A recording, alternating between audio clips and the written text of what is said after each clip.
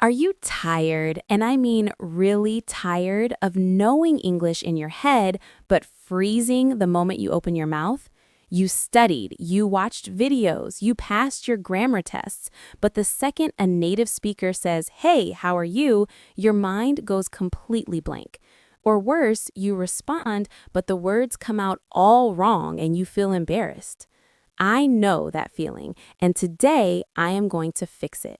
Welcome back to Talk and Tell English. I'm so glad you're here because today's lesson is one I've been wanting to teach for a long time.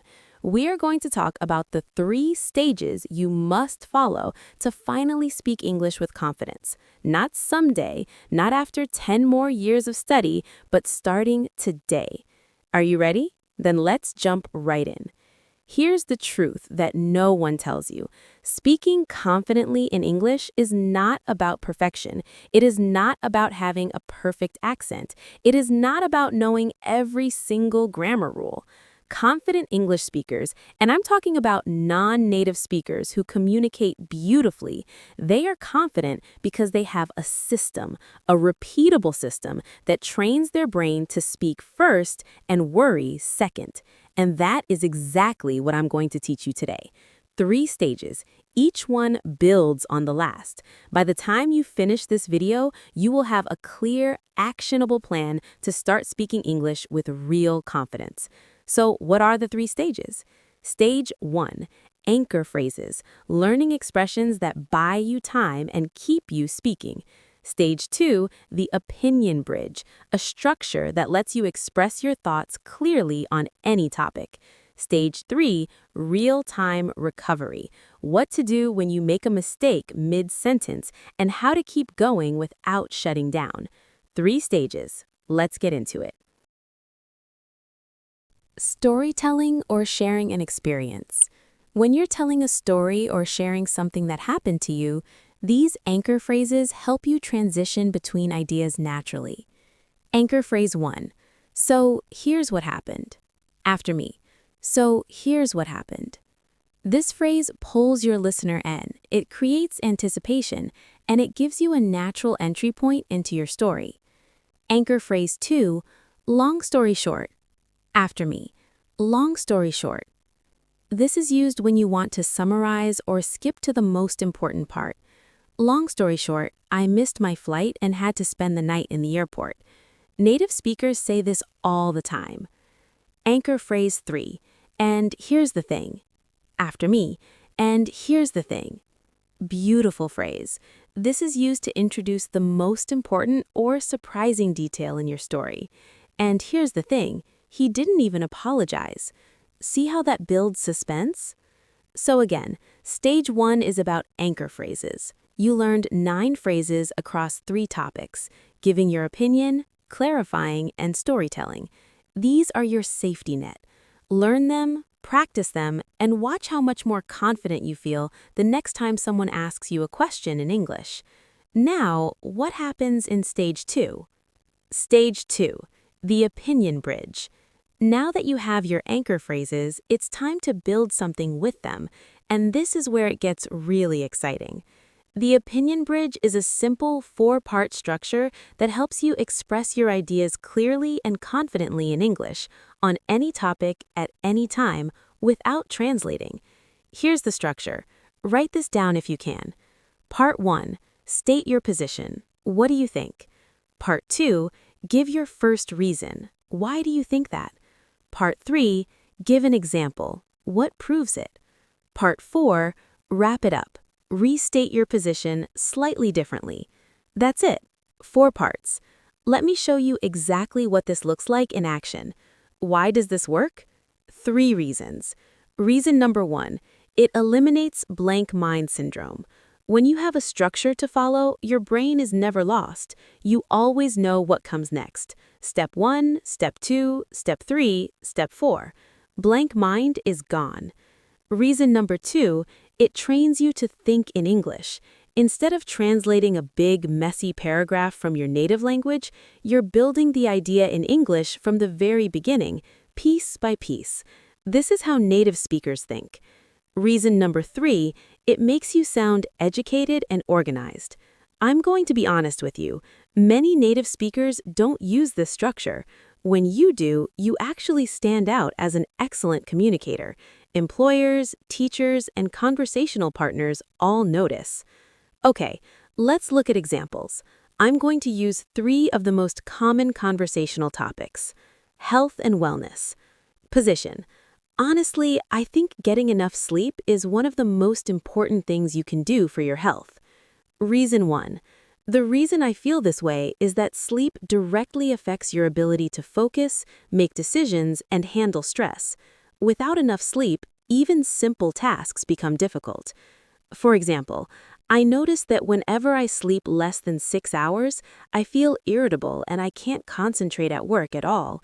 But when I get a full 8 hours, I'm more productive and in a better mood.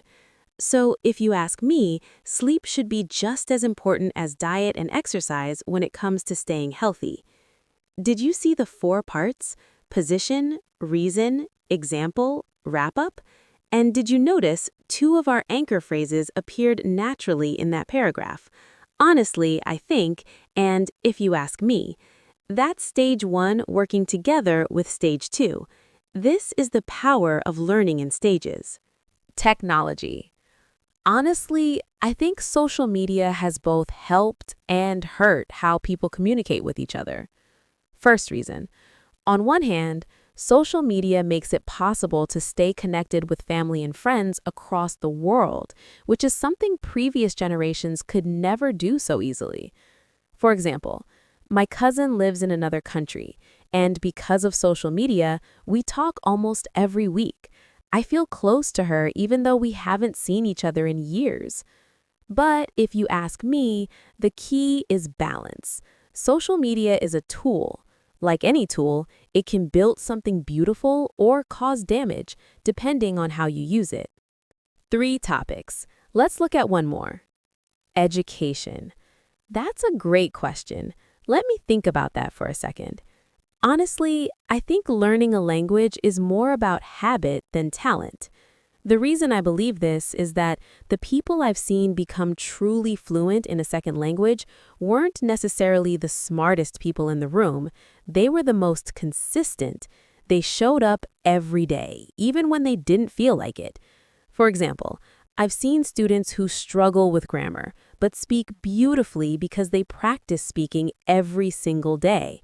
And I've seen students with perfect grammar who can't put a sentence together in a real conversation because they never practice speaking. So, in my opinion, if you want to learn English, or any language, don't wait until you're ready. Just start and keep going. Stage 2, the opinion bridge. 4 parts. Position, reason, example, wrap-up. Master this structure and you will never run out of things to say in English again. Now, are you ready for stage 3? Because this is the one nobody talks about, and it might be the most important stage of all. Stage 3, real-time recovery. Here's what I know about you. You're going to make mistakes. I'm going to make mistakes. We all make mistakes. Even native speakers make mistakes every single day. The difference between a confident English speaker and someone who's still struggling is not the number of mistakes they make, it's what they do when they make a mistake. Most English learners, when they make a mistake in the middle of a sentence, do one of 3 things. They stop completely, they start over from the beginning in a panic, or, and this is the worst one, they apologize excessively. "Oh, I'm so sorry, my English is not good, I apologize, please excuse me." Stop doing that. Real-time recovery is about having a set of strategies and phrases that allow you to correct yourself smoothly and keep going. Just like a confident driver who makes a wrong turn doesn't pull over and cry. They adjust, they recalculate, and they keep driving. Why does this work? 3 reasons. Reason number 1, it removes the fear of mistakes. When you know exactly how to recover from a mistake, mistakes become less scary. You stop avoiding them and start accepting them as a normal part of communication. Reason number 2, it signals confidence, not weakness. Here's what most people don't know. When you correct yourself smoothly, listeners actually find it impressive. It shows that you are paying attention to your own speech. That is a sign of a skilled communicator. Reason number 3, it keeps the conversation going. The goal of communication is connection, not perfection. When you recover quickly and keep going, the conversation flows and the connection stays strong. Okay, let me show you real-time recovery phrases grouped by what kind of mistake you made. You used the wrong word. Say you're telling a story and you use the wrong word. Don't panic. Use one of these phrases. Recovery phrase 1. Sorry, I mean, after me. Sorry, I mean, example. She told me she was, sorry, I mean, she asked me if I wanted to go to the movies. Clean, natural, and you kept going. Recovery phrase 2. What I'm trying to say is, after me. What I'm trying to say is, this is great when you feel like your sentence is going in the wrong direction. The situation was what I'm trying to say is, it was more complicated than it looked. Recovery phrase 3. Let me rephrase that. After me. Let me rephrase that. Beautiful. Professional.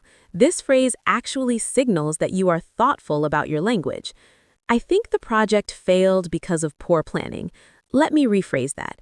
The project didn't fail, it just didn't meet the original expectations. You lost your train of thought. This happens to everyone. You're speaking and suddenly nothing. The thought disappears. Here's what to do. Recovery phrase 1. Where was I? Oh, right. After me.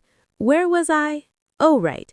This is casual, real, and native speakers say it all the time. It makes you sound relaxed and comfortable in the language. Recovery phrase 2. Let me back up for a second. After me. Let me back up for a second. This phrase allows you to restart part of your thought without starting the whole conversation over. So then she said, actually, let me back up for a second. This all started when we were at the grocery store. Recovery phrase 3. Anyway, the point I'm trying to make is, after me. Anyway, the point I'm trying to make is, this is a powerful phrase.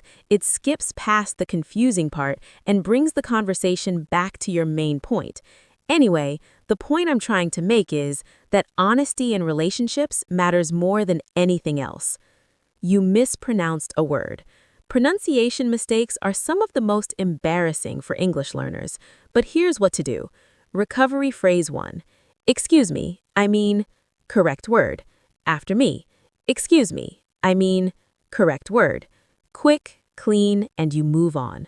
Recovery phrase 2. Or however you pronounce it. Said with a laugh. After me. Or however you pronounce it. This one is perfect for informal conversations. It's self-aware and funny, and it shows confidence. If you can laugh at your own pronunciation, people respect you for it. Recovery phrase 3. Actually, is it pronounced word or word? I always get that one. After me. Actually, is it pronounced word or word? I always get that one. This turns a mistake into a question, and questions are the most natural thing in the world in a conversation. Brilliant, right? Stage 3. Real-time recovery. You now have 9 phrases to recover from any mistake smoothly and confidently so that nothing can stop you from communicating. Stage 1. Anchor phrases. Stage 2. The opinion bridge. Stage 3. Real-time recovery. Follow these 3 stages, and I promise you, your spoken English will transform. Now let me ask you something honestly. How long have you been trying to speak English confidently? A year? 5 years? 10? And how many times have you started over?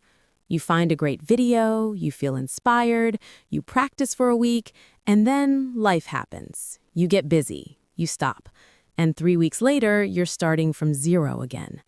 That cycle is exhausting, and I want to help you break it. That's why I built the 365-day English fluency system. One lesson every single day, designed to take you from wherever you are right now to genuine, natural, confident fluency in English. No restarting, no falling behind. Just one step at a time, every day with me right beside you. If that sounds like something you need, the link is in the description. Go check it out and see what daily English practice with Talk and Tell English actually looks like. And before you go anywhere, make sure you subscribe to this channel and turn on your notifications so you never miss a lesson. I post new videos every week, and every single one is designed to move you forward. Now, are you still here? You know what that means. It's story time. Okay, so this story is about real-time recovery, our stage 3 topic, but it didn't happen to me in a classroom. It happened to me at a restaurant. So I was out for dinner with some friends, and we had a new friend with us, someone we'd only met once before. Lovely woman, very elegant, very polished, the kind of person who makes you want to sit up straight. You know what I mean? So the waiter came over to take our orders, and she was going around the table. My friends ordered, and then it was my turn. And I had been looking at the menu, and I saw this dish. It was a French name, coq au vin. Mispronounce it deliberately. And I said to the waiter, very confidently, because I'd had anchor phrases ready in my head, I had my structure ready, I said, "Yes, I'll have the..." And I said the name completely wrong. I said it so wrong that the waiter blinked twice, and everybody at the table went very quiet. Now, old me, I would have melted, turned red, said, "Oh, I'm so sorry, my French is terrible, I don't know what I'm saying, maybe I'll just have a salad." But new me, real-time recovery me, I looked at the waiter and said with a smile, or however you pronounce it, with a laugh. And the whole table burst out laughing. The waiter laughed too. The elegant woman laughed, which I didn't think was even possible. And the waiter said, "Don't worry, everyone gets that one." And he took my order and moved on. The meal was amazing, by the way. But here's the thing. That one recovery phrase, or however you pronounce it, turned a moment of embarrassment into a moment of connection. And that is what confident English communication is really about. Not saying everything perfectly, but handling the imperfect moments with grace and a little humor. That is your goal, my friend. Not perfection, connection. I hope you enjoyed this lesson. Practice these 3 stages every day, and you will see the difference, I promise. I'll talk to you in the next one. Take care.